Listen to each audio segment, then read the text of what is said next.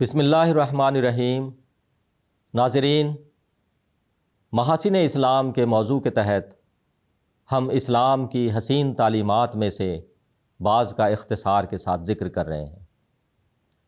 اس سلسلہ میں آج ہم یہ بیان کریں گے کہ اسلام نے علم حاصل کرنے پر بہت زور دیا ہے۔ اللہ تعالیٰ سورہ فاطر میں فرماتا ہے، انما یخشی اللہ من عبادہ العلماء، کہ اللہ سے اس کے وہ بندے ڈرتے ہیں جو عالم ہوتے ہیں۔ سورہ زمر میں اللہ تعالیٰ فرماتا ہے، قل هل یستوی الذین یعلمون والذین لا یعلمون، یعنی کیا عالم اور جاہل برابر ہو سکتے ہیں؟ ہرگز نہیں۔ ایک علم والا اور ایک بغیر علم والا، یہ دونوں ہرگز برابر نہیں ہو سکتے۔ سورہ رعد میں اللہ تعالیٰ فرماتا ہے، قل هل یستوی العامی والبصیر ام هل تستوی الظلمات والنور، یعنی کیا ایک اندھا اور دیکھنے والا برابر ہو سکتا ہے، اور کیا ظلمت اور نور برابر ہو سکتے ہیں؟ ہرگز نہیں۔ اللہ جل شانہ کے ان ارشادات سے حصول علم کی اہمیت کا پتہ لگتا ہے۔ قرآن کریم کی ان آیات اور ان جیسی دوسری آیات کی روشنی میں حضرت صلی اللہ علیہ وسلم نے تحصیل علم پر بہت زور دیا۔ ایک موقع پر صحابہ نے حضرت صلی اللہ علیہ وسلم سے دریافت فرمایا کہ ہمارا کس کے پاس بیٹھنا بہتر ہے؟ حضرت صلی اللہ علیہ وسلم نے فرمایا، ایسے شخص کے پاس بیٹھنا مفید ہے جس کو دیکھنے سے تمہیں خدا یاد آئے، اور جس کی باتوں سے تمہارے علم میں اضافہ ہو، اور جس کے عمل کو دیکھ کر تمہیں آخرت کا خیال آئے۔ ایک موقع پر حضرت صلی اللہ علیہ وسلم نے فرمایا، جب تم جنت کے باغوں میں سے گزرو تو اس میں خوب چرو۔ صحابہ نے عرض کیا کہ حضور، جنت کے باغ سے کیا مراد ہے؟ آپ نے فرمایا، علم کی مجالس۔ حضرت ابو ہریرہ رضی اللہ عنہ بیان کرتے ہیں کہ رسول اللہ صلی اللہ علیہ وسلم نے فرمایا، علم حاصل کرو۔ علم حاصل کرنے کے لیے وقار اور سکینت کو اپناؤ، اور جس سے علم سیکھو اس کی تعظیم کرو اور اس سے ادب سے پیش آؤ۔ اسی طرح حضرت ابو درداء رضی اللہ عنہ بیان کرتے ہیں کہ میں نے حضرت صلی اللہ علیہ وسلم کو یہ فرماتے ہوئے سنا، جو شخص علم کی تلاش میں نکلے، اللہ تعالیٰ اس کے لیے جنت کا راستہ آسان کر دیتا ہے، اور فرشتے طالب علم کے کام پر خوش ہو کر اپنے پر اس کے آگے بچھاتے ہیں۔ حضرت صلی اللہ علیہ وسلم نے فرمایا، عالم کی فضیلت عابد پر، یعنی ایک عبادت کرنے والے پر، ایسی ہی ہے جیسی چاند کی دوسرے ستاروں پر۔ اور فرمایا کہ علماء انبیاء کے وارث ہیں۔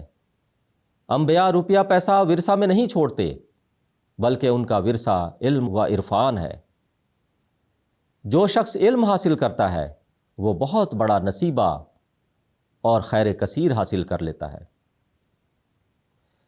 اسی طرح حدیث ہے، حضرت عبداللہ بن عمر رضی اللہ عنہ بیان کرتے ہیں کہ ایک دن حضرت صلی اللہ علیہ وسلم اپنے گھر سے نکل کر مسجد میں تشریف لائے، اور دیکھا کہ مسجد میں دو حلقے بنے ہوئے ہیں۔ کچھ لوگ تلاوت قرآن کریم اور دعائیں کر رہے ہیں، اور کچھ لوگ پڑھنے پڑھانے میں مشغول ہیں۔ اس پر حضرت صلی اللہ علیہ وسلم نے فرمایا، دونوں گروہ نیک کام میں مصروف ہیں، یہ قرآن کریم پڑھ رہا ہے اور دعائیں مانگ رہا ہے، اور یہ لوگ پڑھنے پڑھانے میں مشغول ہیں، اور خدا تعالیٰ نے مجھے معلم اور استاد بنا کر بھیجا ہے، اس لیے آپ پڑھنے پڑھانے والوں میں جا بیٹھے۔ راوی گویا کہ یہ بیان کر رہے ہیں کہ حضرت صلی اللہ علیہ وسلم نے علم والی مجلس کو فوقیت دی اور آپ پڑھنے پڑھانے والوں میں جا کر بیٹھ گئے۔ اسی طرح حضرت صلی اللہ علیہ وسلم کے ارشادات سے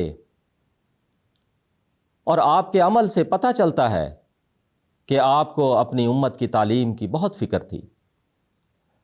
آپ نے اپنی امت کے ہر فرد کو، خواہ وہ کسی بھی عمر کا ہو، تحصیل علم پر بہت زور دیا۔ آپ نے فرمایا طلب العلم فریضۃ علی کل مسلم و مسلمۃ، کہ علم حاصل کرنا ہر مسلمان مرد اور عورت پر فرض ہے۔ پھر آپ نے یہ بھی فرمایا اطلب العلم من المہد الی اللحد، کہ قبر میں جانے تک علم حاصل کرو۔ آج بیٹی بچاؤ بیٹی پڑھاؤ کا جو نعرہ لگایا جاتا ہے، اس نعرے کو جس شان کے ساتھ 1400 سال پہلے پیارے آقا حضرت محمد مصطفیٰ صلی اللہ علیہ وسلم نے عملی جامہ پہنایا، اس کی نظیر تاریخ پیش کرنے سے قاصر ہے۔ بدر میں جو جنگی قیدی پکڑے گئے تھے، حضرت صلی اللہ علیہ وسلم نے ان میں سے جو پڑھے لکھے قیدی تھے اس شرط پر رہا کر دیے کہ ان میں سے ہر قیدی مدینہ کے 10 بچوں کو پڑھنا لکھنا سکھا دے۔ اس مقام پر ذرا غور فرمائیے کہ ایک قاتل جو میدان جنگ میں مسلمانوں کو قتل کرنے نکلا تھا، اگر 100 مسلمان اس کے ہتھے چڑھتا تو وہ 100 کو قتل کر دیتا۔ جو اسلام کو صفحہ ہستی سے نابود کرنے آیا تھا، اس کو محض 10 بچوں کی تعلیم پر حضرت صلی اللہ علیہ وسلم نے رہا کر دیا۔ اس سے معلوم ہوتا ہے کہ تعلیم کی آپ کی نظر میں کس قدر اہمیت تھی۔ اور آخر پر عرض ہے کہ علم حاصل کرنے والوں کو یا جو اپنے آپ کو عالم سمجھتے ہیں، انہیں حضرت صلی اللہ علیہ وسلم نے ایک بہت ہی اہم نصیحت فرمائی۔